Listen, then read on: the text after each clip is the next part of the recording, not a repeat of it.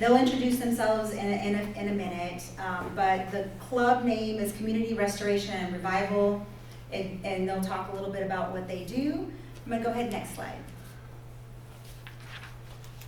All right, so what we do is we pretty much help seniors with their yard work. Our volunteers will come and clean up the yard, restore pride, and just, ultimately make it a better environment for them and people that walk, around Claremont. So, yeah, next slide. Good job. There we go. Now we're gonna know who's who. Okay, so a bit about who we are. My name is Leo. My name is Mario. I'm Wade. My name is Terrence. We're all juniors at Claremont High School, and we're also volunteers for this club.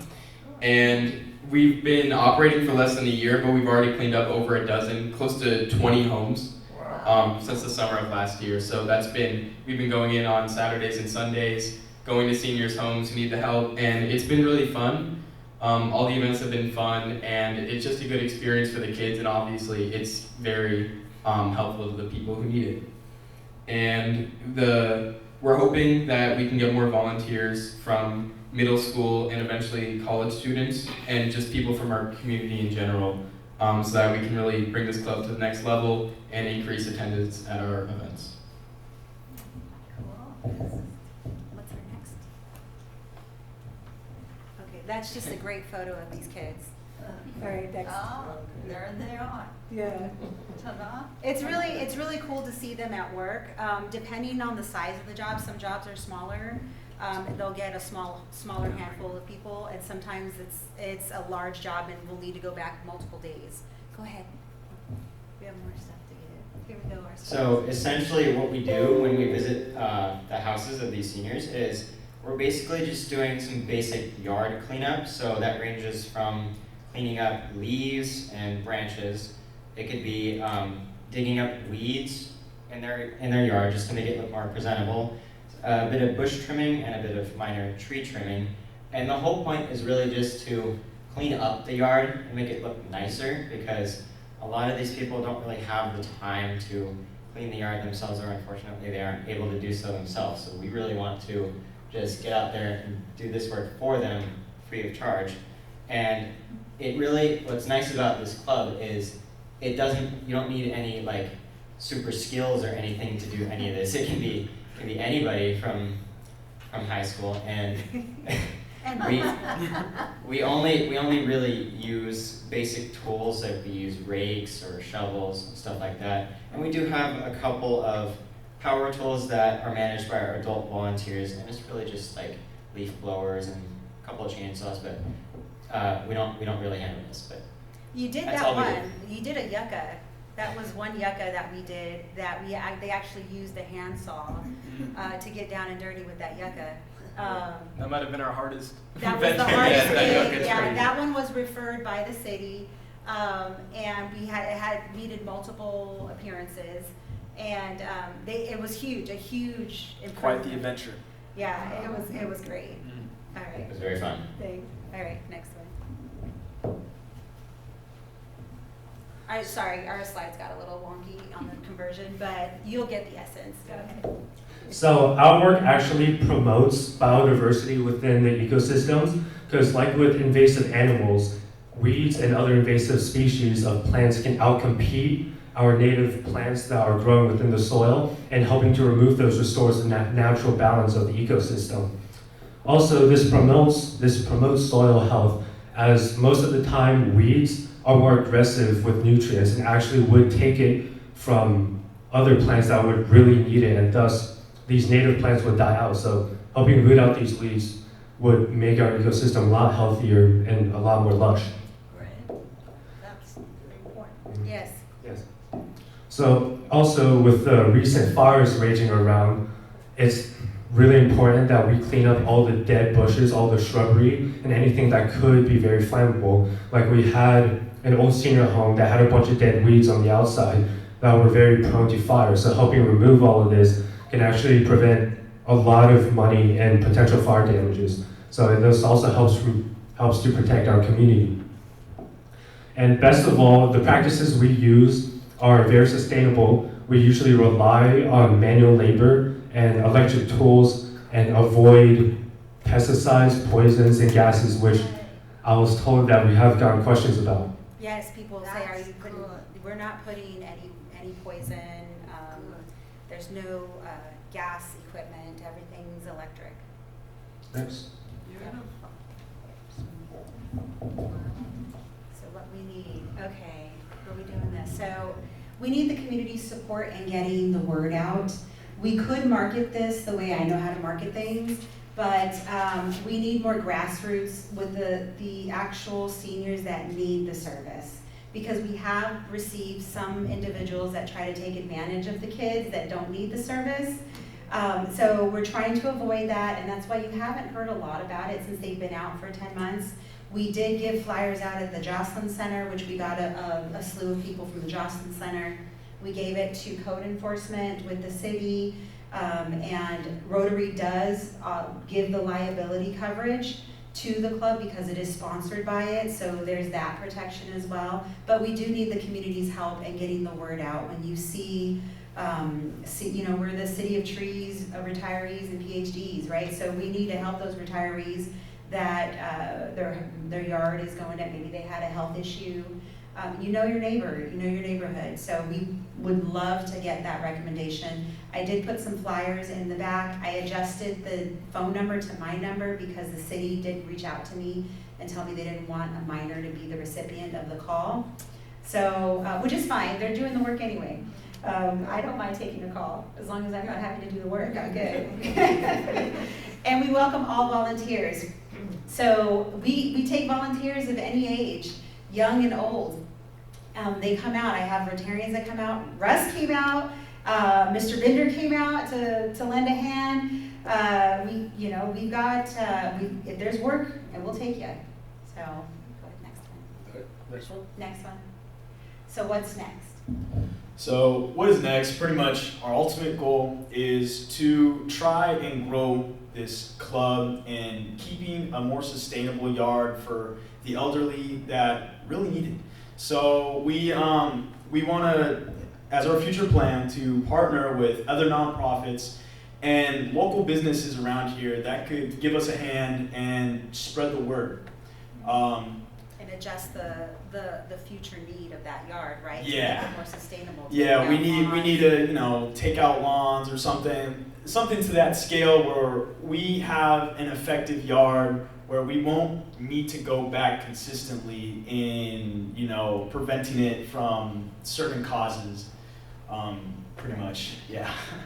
And I think when Russ and I spoke, we met and talked about this because he was already of that mindset, and I said, well, we're starting from ground one, right? The ground level of removing the debris, but we need to make it more sustainable. There are grants that you could use to remove lawn. We would need to work with a business that does that. We could also do the weed barriers, various things. We have the labor, right? But we can take this a step further, and I think Active Claremont would be really a great partner in doing that. Rotary is willing to support it as well. I'd like to back up a little bit and talk about the fire danger. I'm an insurance agent, and so this is always in the back of my mind. We had the Eaton fire that could have easily been Claremont. That was Claremont back in '03. So we need to do a better job as a community to come together and figure out a way to help each other. With weed abatement, 5-foot clearance from the home. There's additional discounts on your homeowner's insurance if you do certain things to help improve your fire hardening. And we can do that. And a lot of these seniors, because I have a lot of seniors as customers, they can't physically do it, but if the community can come together and help each other, I think that is going to not only help that homeowner, it's going to help the rest of us. Yes. Do you deal with apartment complexes too, like that 5-foot from? It would depend on if the owner of the complex needs the assistance, they can't afford to hire their own services. Usually the apartment complexes have a service. But they don't do it. They don't do it, and that's where maybe we come together as a community and say, hey, can we talk to your landscaper, because this isn't cutting it, right? But you know, we got to be concerned with our community. Now, I know the city is hosting, we're hosting something on the 1st, like a fireside chat. Emergency preparedness workshop. A workshop. I appreciate you bringing it up because I was going to ask to announce Yes, it. I won't take your thunder, I'll let you do some more talking about that. But this is really important. So these kids are doing a great job. I'm really proud of them.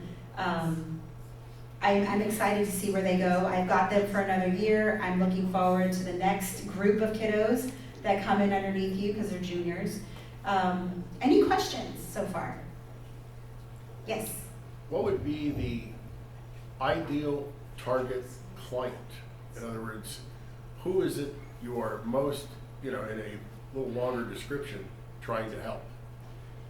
Okay, so it's people that, homeowners or residents, even if they're renting, that cannot afford a service for themselves, and they physically are not able to manage the lawn.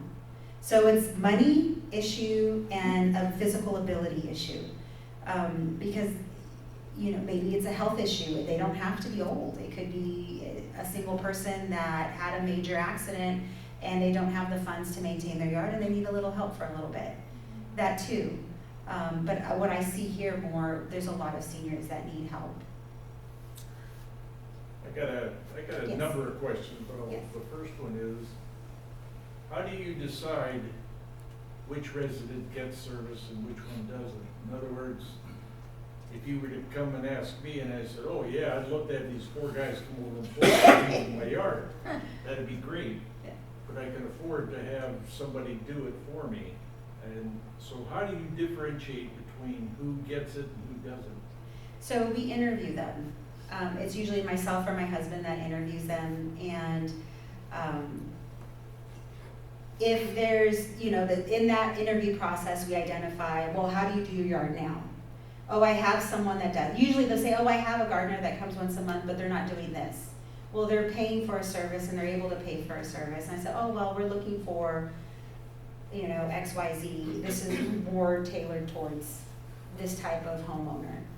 Yeah, see, if they're paying You don't need to do their a number, if yeah. they're paying right now 150, and now you're gonna come in and do it for them. Right, we're not taking another gardener's business, Okay. and and we've had a few where, I'll give you an example. We did a yard, do you remember we did that yard on the corner across from town, and the neighbor came out, they had a bunch of Teslas in their driveway, and they were young. She was like my age, they weren't seniors, they were just, and she had a teenage son in the house, and the yard was great, and she's like, no, I need the kids to come and do my yard. I'm like, nah, that's not what we're doing. So yeah, we're not gonna take business. It's really meant for those who can't afford it. Second question, are these the only 4 that are involved in it right now? How many do you have? How many volunteers? 40. So, we have a lot of volunteers from Interact itself, but there's a consistent number of, I'd say around like 12 to 14 people that have shown up. So we have a pretty good number, but it doesn't take much for work to get done. So, we usually like each yard we'd have like, 7 or 6 people, but it's always within that 12 like consistent group. But in our Remind, we have about, I think, like 24. I don't think they know what Remind is. Oh, in our little group, They have an application. a group discussion app. We have about like 24, 26 people that, just get the Remind message and sometimes come over and see what's up. If they can. They're all students, so Yeah. sometimes they don't have, you invited more people tonight, but some have Yeah, tomorrow. some people will have to study, some people have exams, others, we One will usually say- do it on Sundays, so some people may have church on that day, morning. And yeah, anything could really happen when you're a teenager in high school. So. Can I add something to that? Oh, yes. I just wanted to say that at a certain point, like if we have too many volunteers, it's actually like more inefficient if we have like too many people at one yard, which is something we noticed. We usually try to go for 2 hours at a yard, And I think we had one time where we had maybe 9 people at one, and we realized we finished like very early, and we realized like at this point maybe we just send it out to like 2. I don't even know what the option would be. The goal is we're gonna, spread out this group. It'd Get be as nice many to have houses like 2 done. houses Yeah, at once, yeah. and you get another group, they're still in the infancy of this group. It's less than a year. Yeah. Yes. I noticed in one of the pictures you had a dumpster. Does the owner of the property have to provide the dumpster? We're thinking of a neighbor, and she is not well, and the city's been out to her property numerous times, and she just can't physically do anything. That's the person we want. Yeah, those are really the people that we're trying to look for. So with the dumpster, that was when we got out that yucca tree, and I think this person's house was getting was it evicted or something like that? It was not livable, I don't think. Yeah, But it's okay. there was no electricity. It was just a hot mess. So the city came and called us up, and they pretty much sent out a dumpster. And that's usually The our city did goal, it. to have as much storage to just put in all these leaves, because we come there's a consistent issue where we have to knock on neighboring doors for, I guess, To borrow their green trash. cans. So yeah, we really need the city to, I guess, bring in a dumpster if cases So they get that may bad. do, the city. The city may do it. If you were to call the city up, most likely for that one particular resident. I mean, the city's been out to her property. Yeah, they did it for this person. Yeah. Yeah. Nona, Yes. I did talk to him, and I need a week's notice, and I can get us dumpsters. Oh, thank you. Oh, okay. Great. Done. You're awesome. Done deal. That is awesome. Yeah. Yes. Is the Claremont Team Committee tied into this? Are they aware?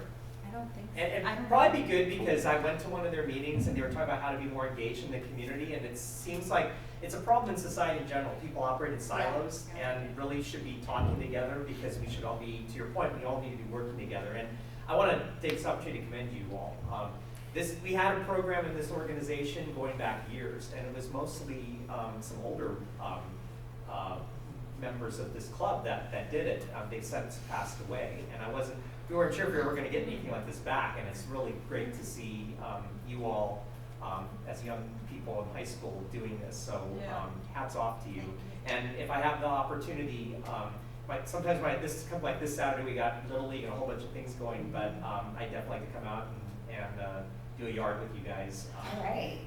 And maybe we can help rally some other young people to want to get involved. So thank you for all you're doing. Appreciate it. So when we formalized this group, we thought about how a lot of other clubs, teams, there's a lot of different clubs and volunteers that this can mesh into that. Because they just sign up for Remind to get a notice when there's a volunteer opportunity, you show up. And we cross into other clubs. So we've got Interact, which is the Rotary. Key Club, is there anyone here from Key? No, but we've had some Key people. So, which is the Kiwanians. Yeah. I see you.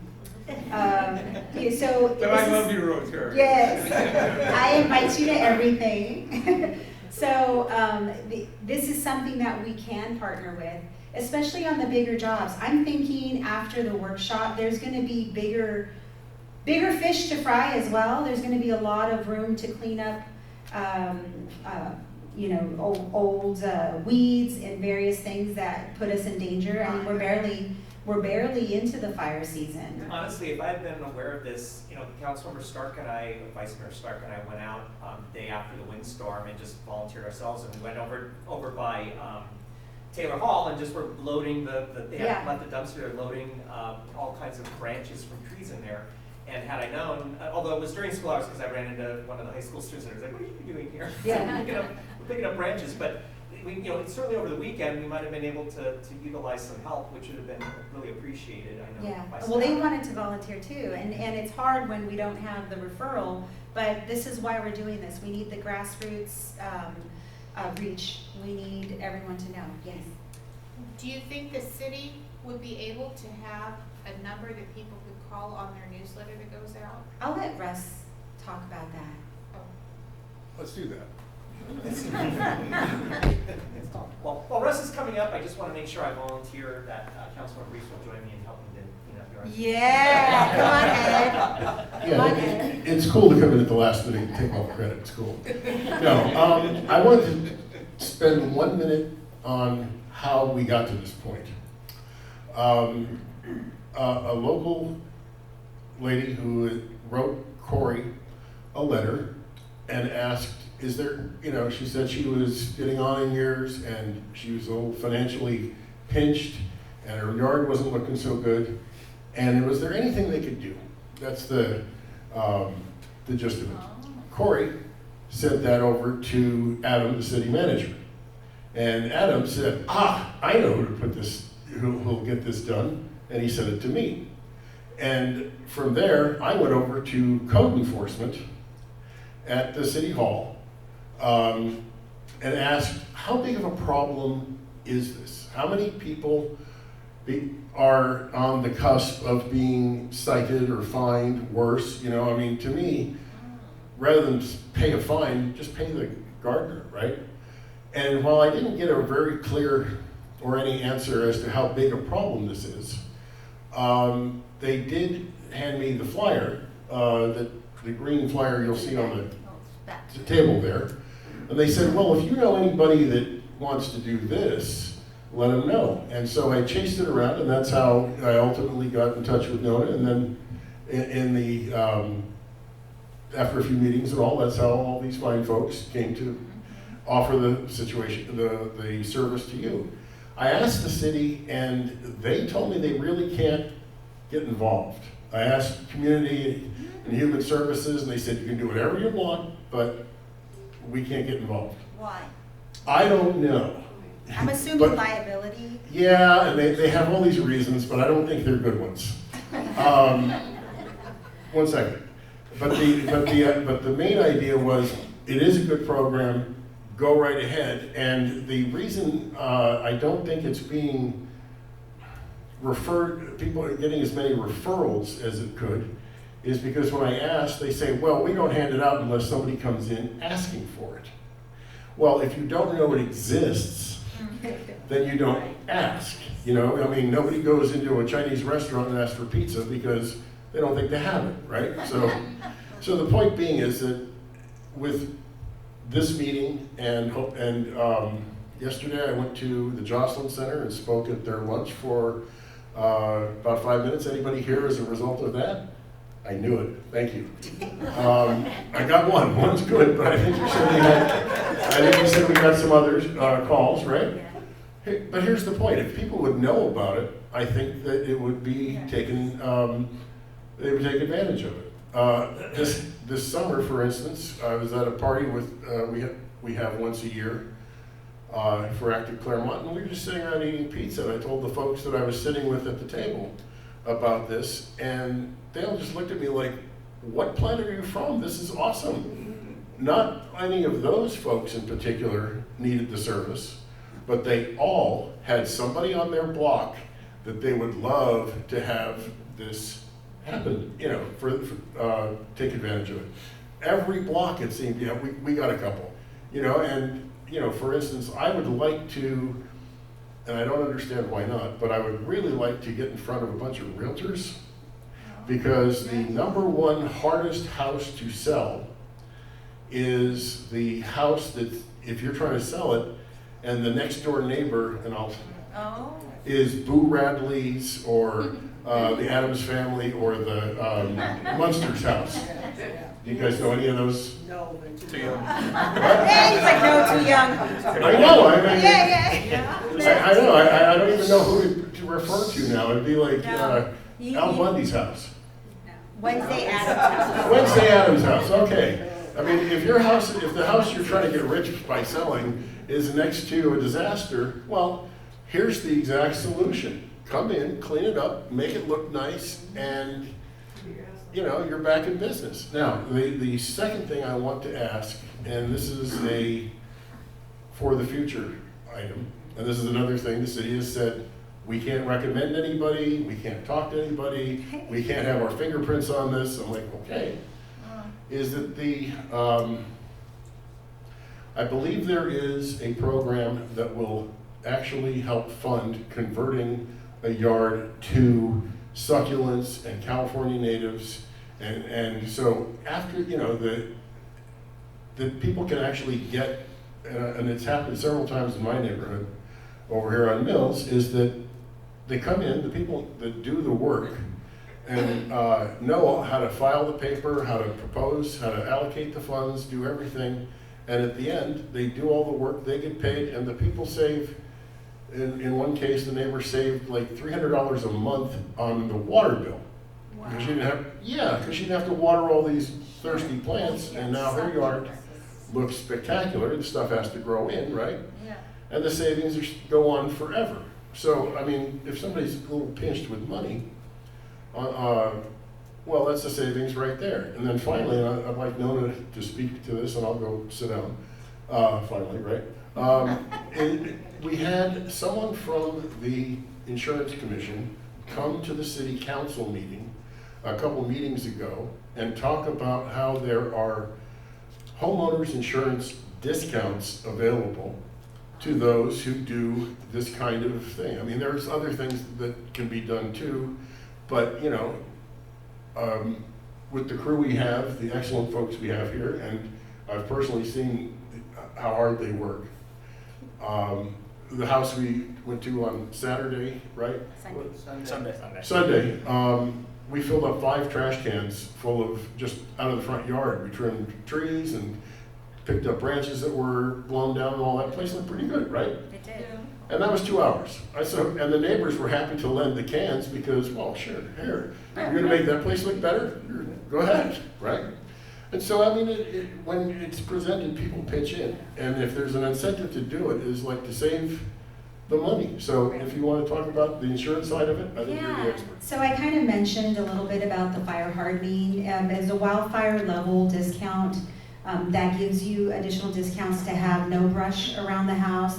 5 foot is the number for the clearance, no bushes, no trees, 5 foot away from the house. So you have your house, which is like a box, and then 5 foot around it, and there's a discount for that. The material of your home is also important. There's various things like that. And then not to have any wood or debris or anything leaning up against the house or under a deck or around the house. Things like that which we can easily manage and help assist with, right? That's important. There's additional things that we can get into. I think that's more for the, that's probably a different discussion, but you can upgrade your eaves to make them that you can't get embers, the anti-ember vents. There's various things, right, that you could do as a homeowner that does cost money. But in the end, it'll save you a decent amount of money on your homeowner's insurance, and homeowners is going up. Everything is going up. You know, don't get me on that soapbox. I will be here for an hour. But, you know, so there's things that we can help manage what we're spending, how safe our community is. But I just, in retrospect, looking at what happened to Palisades, what happened to Eaton Fire, that could have been us. It could have been. It could have been us. 2003 Grand Prix. Exactly. And what I see there, and I hate to say it, you can't always rely on the infrastructure you assume is going to protect you. As you see, that doesn't always pan out because the fires are burning faster, hotter, you know, who knows, whatever the reasons. So we've got to do better as a community to help each other, and that's where we step in. I think we are. Any questions? Yes. Are you an officially recognized club at Claremont High, or yeah? Yes. So when you do, so in September or August, when they do the club thing, When they rush. the Club club rush. rush. Yeah, I think Yeah. about that. So first, this year, we didn't really get to do that because I think we had like a race or something. I think I went to Hawaii for the race, so I didn't have enough time. They're runners. We're in cross country. Oh. Yeah, but this year, we will be ready. This fall, if you're not in Hawaii racing again.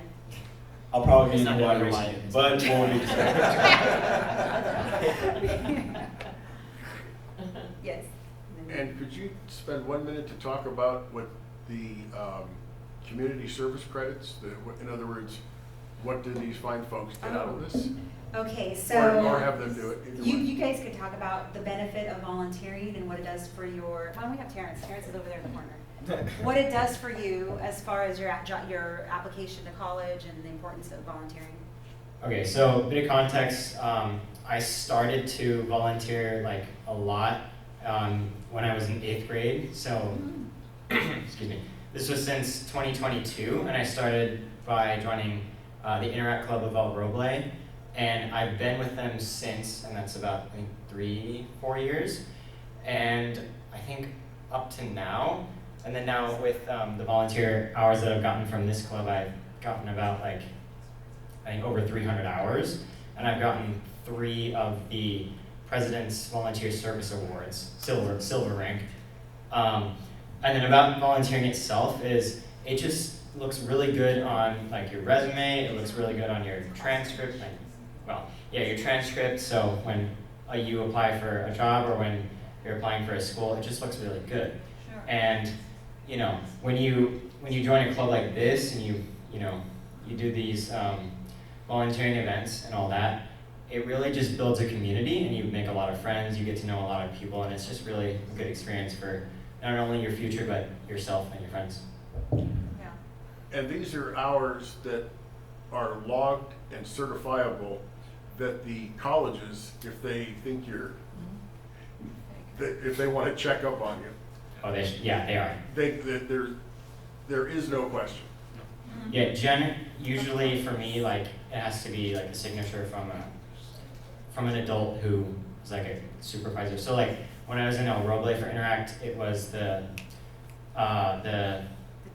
teacher who leads the club, Heather Lynn, Mrs. Lynn, and then for high school it was I don't know who it is now, but whoever was the adult representative, and then if it was like any hours outside, it could have been like from a parent, like it could have been from my mom if it was like something random, and then in this case it's for her. Yeah, I do certificates for the kids every quarter, so they can track their hours. Also, side note, this club, these hours that we put in, we also get high school graduation credits for them. So it is also nice to have more people come in here and volunteer for us while working towards their graduation credits. Good. So it's a two-way street. Yeah. Yes. Just to add on to what I had already asked you, I think, first of all, I think you need to take this program on the road. You really do. Yeah. And if you use these 4 young gentlemen here and yourself, and you go to, I'm going to suggest one of the ways, I mean, you can always go before the city council and you're gonna talk to people here. It would be even better if you would take it one more step, because you talked about replacing grass. That's gonna come up here within the next 2 months. And through Metropolitan Water, they're giving $2 a square foot. And if you think about that, you could do a lot with that money, because the money would come to you maybe through the people that you're doing the yard for. But my suggestion is you gotta do 2 things. One, you have to go through Golden State, which is the water supplier here. They go to Three Valleys Water, and the representative at Three Valleys goes to Metropolitan. So when you're talking about grant money, there's a lot of money out there that are able to do that. And Metropolitan's gonna be preparing to do something this summer. In a few months. We talked about that, that you're right on the same plane that we are.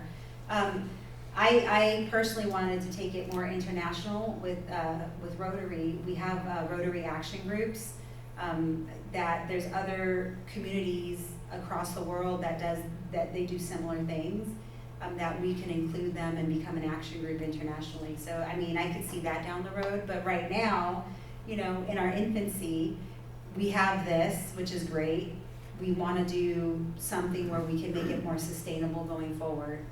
Well, the reason I'm suggesting it is, especially U5, going up to Three Valleys at the Water District right here in Claremont, and make a presentation. Yeah. It goes out to 13 different water companies in the area. That's a great idea. Everybody that touches Claremont, it goes out to them, and it goes to all the managers. Yeah. So what you're gonna do is you're gonna get more support because the managers and the directors are all watching it either on Zoom or they're at the meeting themselves. That's a wonderful. So I just suggest idea. if you wanna get out and really promote, You that's guys the way ready? to do it. Take it on the road? Let's do it. Give them a day off school. Yeah. 8 o'clock in the morning. I'll have to ask Alsasser. So Brian, is that Jeff Hanlon we need to go get on the job? To get to the, Do we need to talk to Jeff Hanlon? no. Well, you can talk to him, but the first contact should be Ben Lewis. Go through Golden State Water and talk to Ben Lewis. If you don't, you can go through Jeff, your representative, and have Jeff put it on the calendar. Then you got an appointment on the calendar, you go through Jeff, set the appointment up, you go up there, you make a presentation. It's always on the first and third Wednesdays of the month. And it's at 8 o'clock in the morning. That's why you guys are gonna get out of class for a while. But having said that, if Jeff does that, gets it set up for you, then it's on the agenda and you'll make a presentation. And if it's on the agenda, make sure it's the right way so all the managers are watching. Right. Because there's a lot of them that watch it. I'm That's one of great. them that watch it, That's so great. I just tell I you. like that. Yes. Come on up. Oh, no, we gotta listen to Corey now. So I'm gonna take my mayor status and push the envelope here. But normally Active Claremont invites the mayor to come and speak to Active Claremont. I have yet to be invited, but maybe it's because I was a founder of this group and I have a conflict of interest. I'm gonna tie it all in here together. I want to begin by addressing Russ's comments about the city. And while we have certain responsibilities as a city, and I take that seriously. Ed is here with me, my fellow colleague Ed Reese. We take that very seriously. But I'm going to turn this around on you, Russ, by using the immortal words of our former president, John F. Kennedy. Ask not what your country can do for you. Ask what you can do for your country. Ask not what America can do for you, but what we can do for the brotherhood of man. And that's what this represents. More importantly, that's what this group represents. When we founded this group in 1994, yes, this group is now 31 years old. That was the spirit of this group, was to, especially because we had a group of citizens that wanted to get involved in local politics. And unfortunately, they were kind of on the outside of issues, and they were criticized by, at the time, sitting elected officials and city officials. And so I said to them, the best way to get around that is to become engaged in the community. To have an organization like this where we bring out speakers on local issues and inform ourselves of the issues so they can't say we're uneducated, and to do volunteer projects in the community. And so, more to the story that you said, yes, I did receive a letter from a resident, but I went to Adam and I said, let's talk to Active Claremont, because Active Claremont used to have an Active Neighbor program. And let me point out that over the years we've had a lot of different projects through this group where we had our members involved. We have ongoing an Adopt a Highway project on Baseline Road. It's been on the 210 freeway. It's been on the 10 freeway, now to Baseline Road. When the school district, going back in time, also time warp for these students, when they went from the old card catalogs for the library to putting everything on computers, our volunteers went into the library and helped with the barcoding effort to get all the library books in the schools onto computer systems. They volunteered at the Claremont Public Library. They volunteered at Pilgrim Place.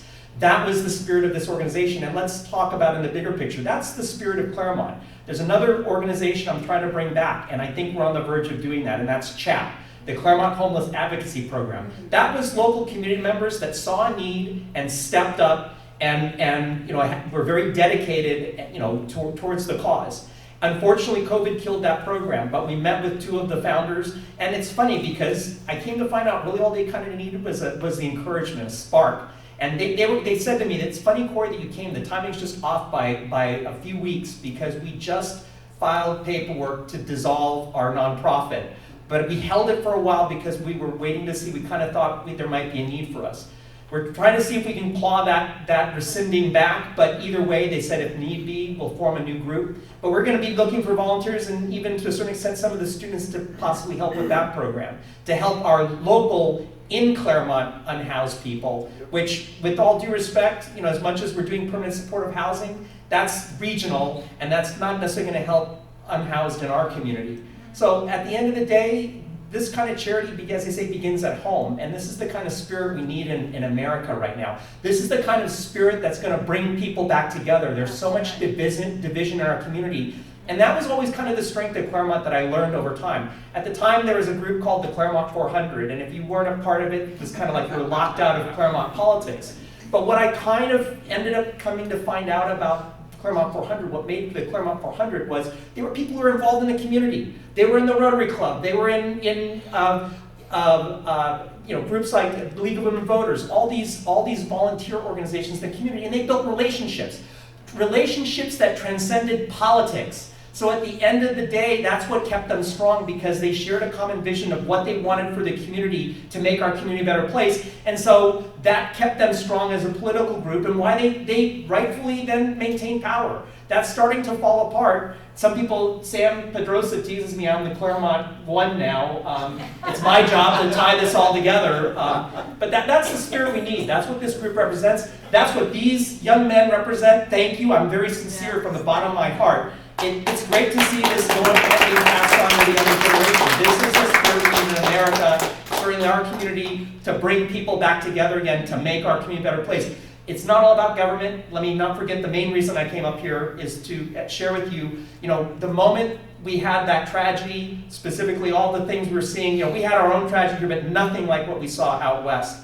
And when I saw, Karen Bass, whatever you think about Karen Bass or Gavin Newsom, the bottom line is they were caught flat-footed.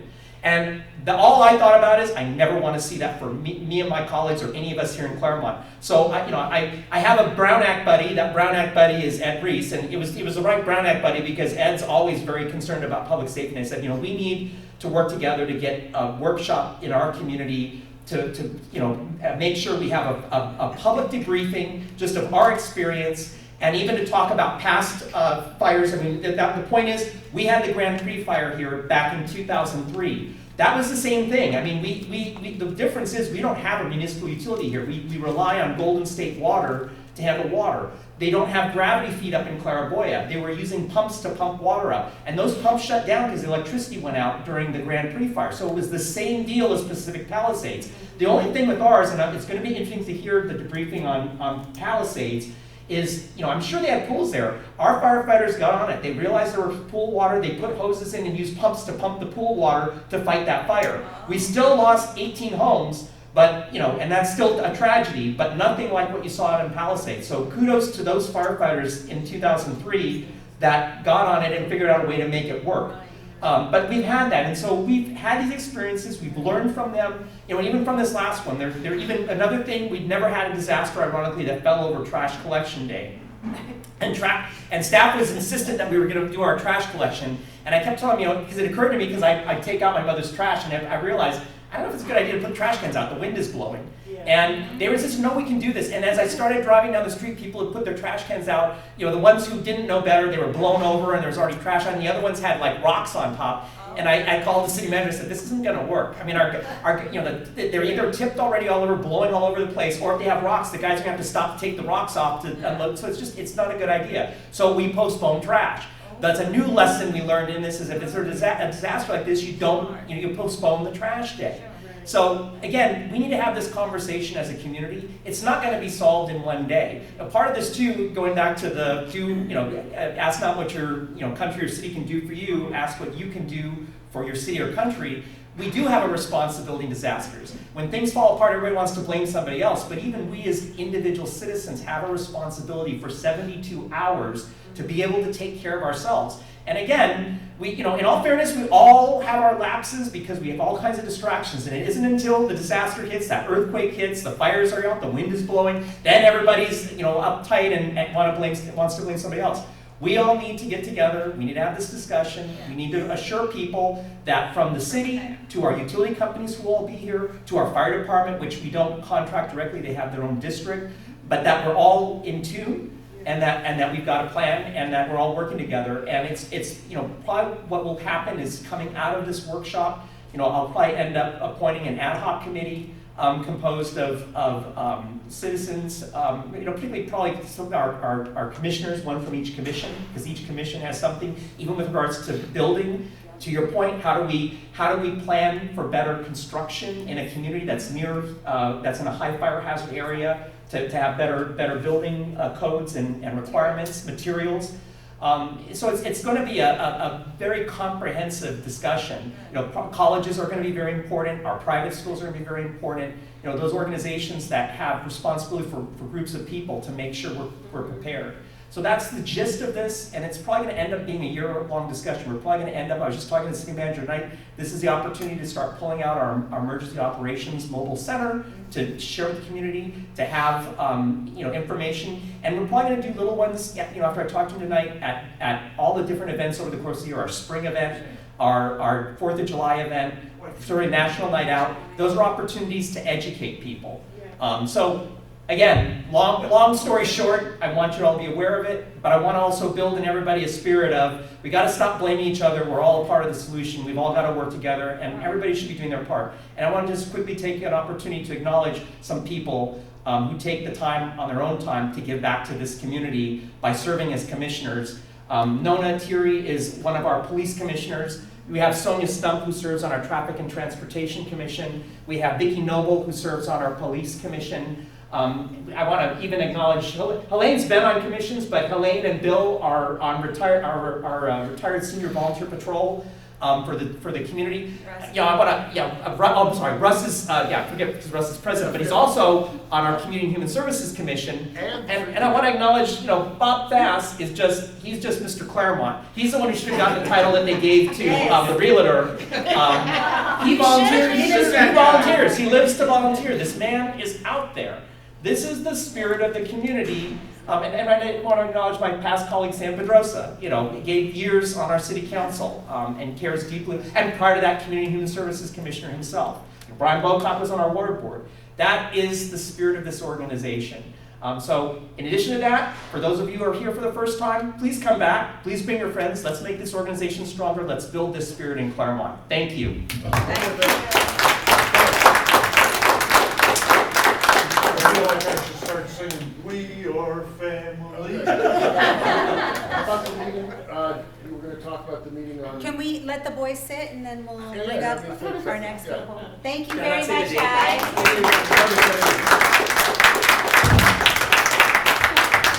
The meeting, March 1st, Saturday, 9 a.m.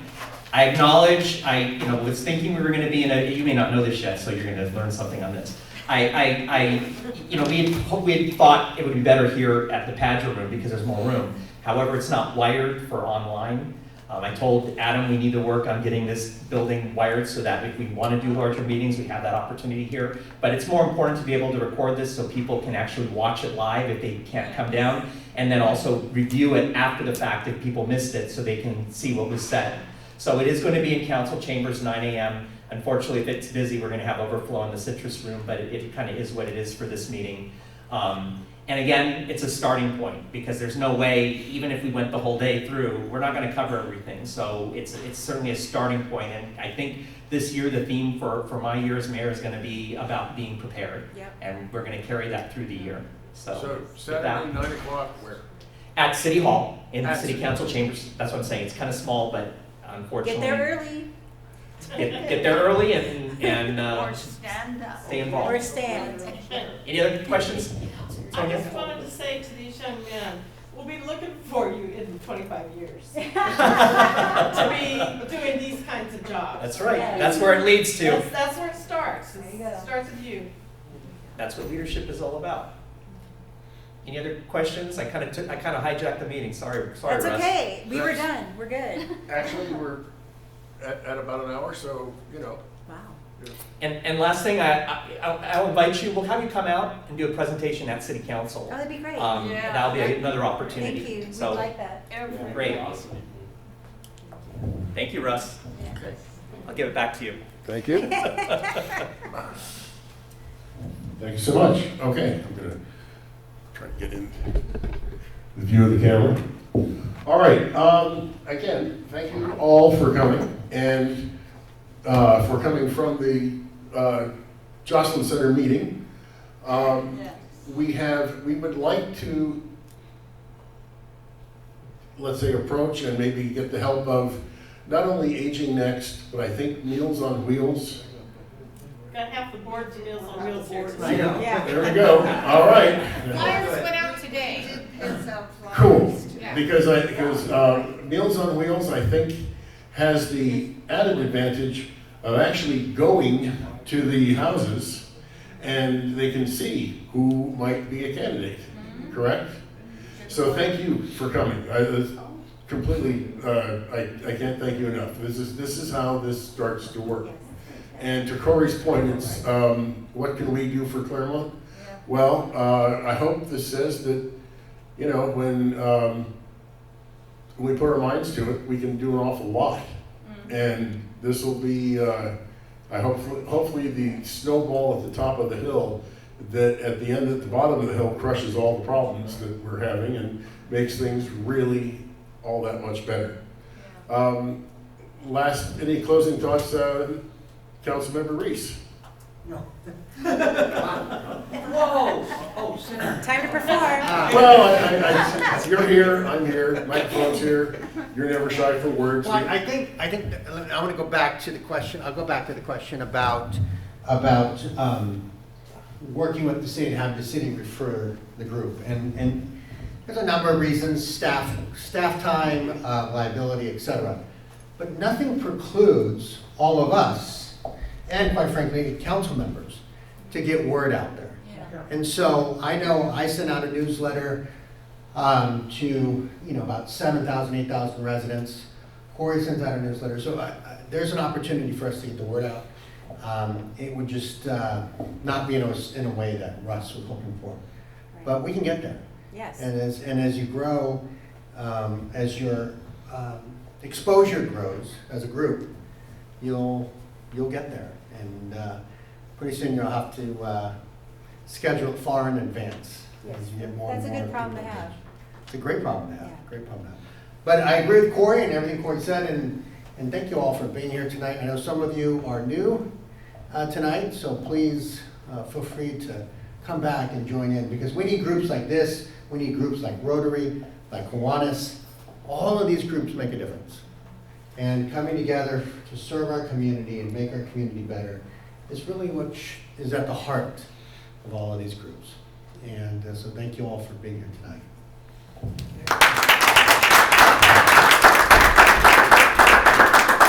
And so on a final note, I would like to invite you all, and I mean especially you all, to join Active Claremont. We have an absolute bargain on dues. It's only $10 a year.